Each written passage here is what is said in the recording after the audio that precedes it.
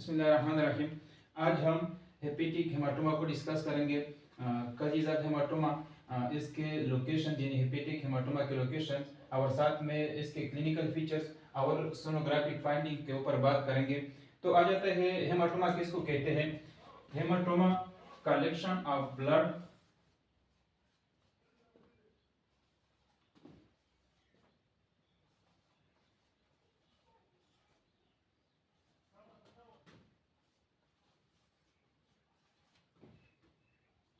Haematoma.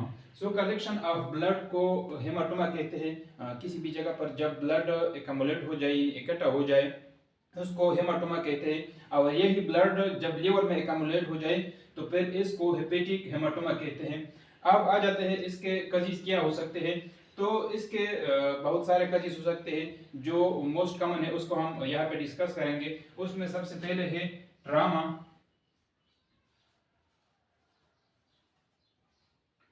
Trauma trauma जब किसी भी जगह पे आ जाता है, न सिर्फ लीवर, बॉडी के दूसरे हिस्से में भी आ जा सकता है ट्रामा। जब किसी भी जगह पे ट्रामा आ जाए तो उस ट्रामा के नियर बाई जो ब्लड वेसल्स हैं वो रप्चर होंगे और उस रप्चर के नतीजे में उससे हेमरेज होगा और यही हेमरेज से फिर हेमाटोमा बन जाएगा। सेकंड इसका जो काज है वो है सर्जिकल प्रोसीजर।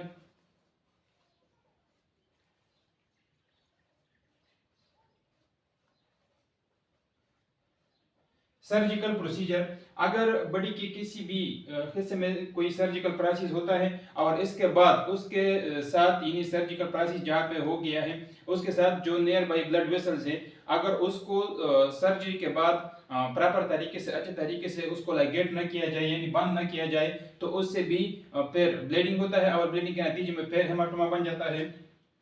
थर्ड वन इसका जो काज है वो है लीवर या हेपेटिक डिजीज।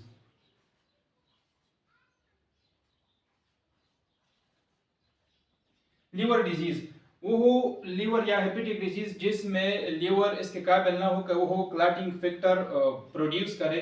जब क्लॉटिंग फैक्टर नहीं हो तो जाहिर बात है फिर ब्लीडिंग होगी। एक्सटर्नल भी हो सकता है और इंटरनल भी हो सकता है, उससे भी हेमाटोमा बन सकता है। और फोर्थ वन है क्लॉटिंग फैक्टर डिसऑर्डर।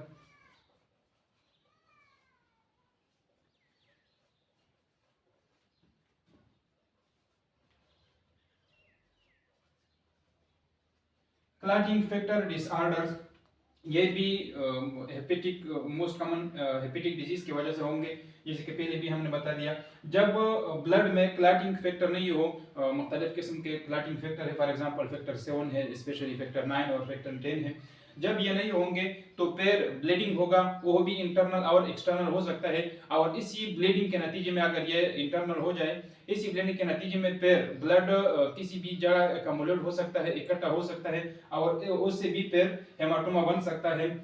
अब आ जाते हैं हेपेटिक हेमाटोमा के लोकेशन पे के लीवर में अगर हेमाटोमा बन जाता है तो वो लीवर में कौन कौन सी जगह पे आ सकता है। सबसे पहले इसके दो टाइप्स हैं। एक है इंट्राहेपेटिक और दूसरा है सब capsular.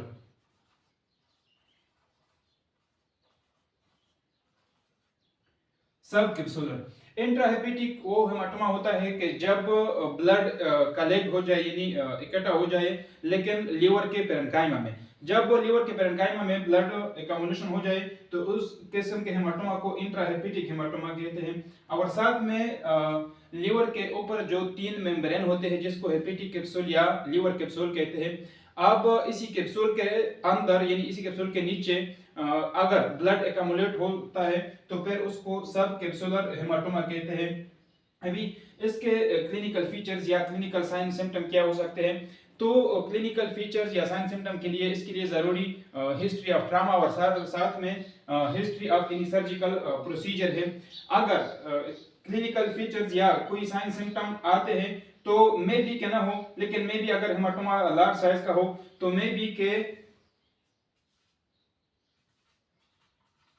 Pen,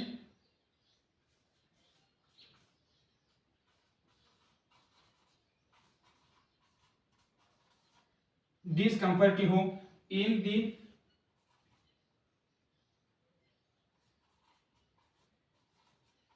in the right hypochondrium or right upper quadrant. अगर इसके क्लिनिकल फीचर होंगे तो वो होंगे पेन और साथ में डिस्कम्फर्ट। कहाँ पे? राइट हाइपोकॉन्ड्रियम या राइट अपर क्वाड्रेंट जहाँ पे लीवर है। अब आ जाते हैं इसके सोनोग्राफिक फाइंडिंग। अगर कहीं पे हेपेटिक हेमाटोमा हो गई है लीवर में तो अल्ट्रासाउंड में ये किस तरह दिखाई देगा? सबसे पहले फ्रेश हेमाटोमा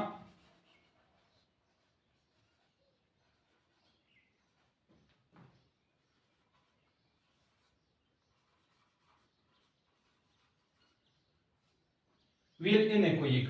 अगर हेमाटोमा फ्रेश है तो वो अल्ट्रासाउंड में इनएक्विक दिखाई देगा, यानी ब्लैक दिखाई देगा, क्योंकि ब्लड चूंकि फ्लूइड है यानी लिक्विड है, लिक्विड जहाँ पे भी हो अल्ट्रासाउंड में वो इनएक्विक दिखाई देंगे। इसकी रीजन ये है कि सोनोग्राफिक जो वेव्स है या अल्ट्रासाउंड के जो वेव्स है वो सारे के सारे फ्लूइड से या लिक्विड से पेनेट्रेट हो सकते हैं और इसी के नतीजे में ये इनएक्विक या ब्लैक दिखाई देगा अल्ट्रासाउंड में। दूसरा,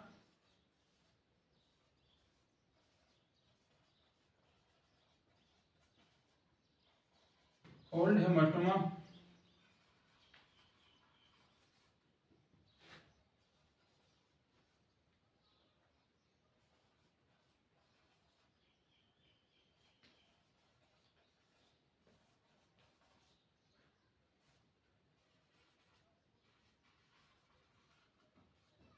या इनक्विक। ओल्ड हेमाटोमा में अपेयर कॉम्प्लेक्स या इनक्विक। अगर हेमाटोमा का टाइम हो गया है तो ये में भी कि ये कॉम्प्लेक्स दिखाई दे। कॉम्प्लेक्स इसी तरह के इसके जो सम पार्ट्स इसके जो है हेमाटोमा के वो हो इनक्विक और सम पार्ट्स इसके हाइपर एक्विजेनिक दिखाई देंगे।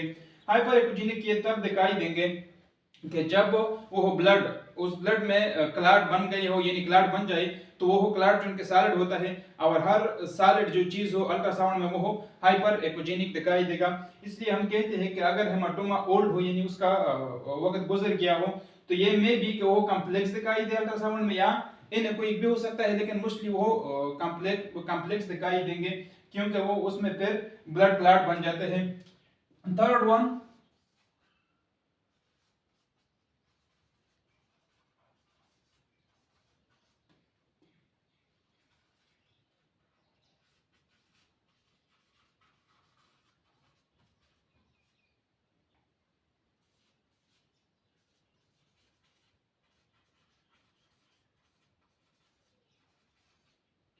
third one, it may be intrahepatic or subcapsular during sonographic examination।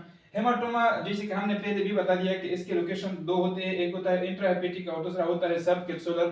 तो यह अल्ट्रासाउंड में भी अगर इंट्राहेपेटिक हो या सब कैप्सुलर हो, यानी ये मे बी कि अल्ट्रासाउंड में भी ये इंट्राहेपेटिक हो या सब कैप्सुलर हो, यानी मे बी कि ये लीवर के पेरेन्काइमा में हो या फिर कैप्सूल के अंदर हो, जो लीवर के ऊपर तीन मेम्ब्रेन है जिसको हेपेटिक कैप्सूल या लीवर कैप्सूल कहते हैं। इसी कैप्सूल और लीवर के पेरेन्काइमा के दरमियान जब ब्लड आ जाए तो इसी किस्म के हेमाटोमा को हम सब कैप्सुलर हेमाटोमा कहते हैं।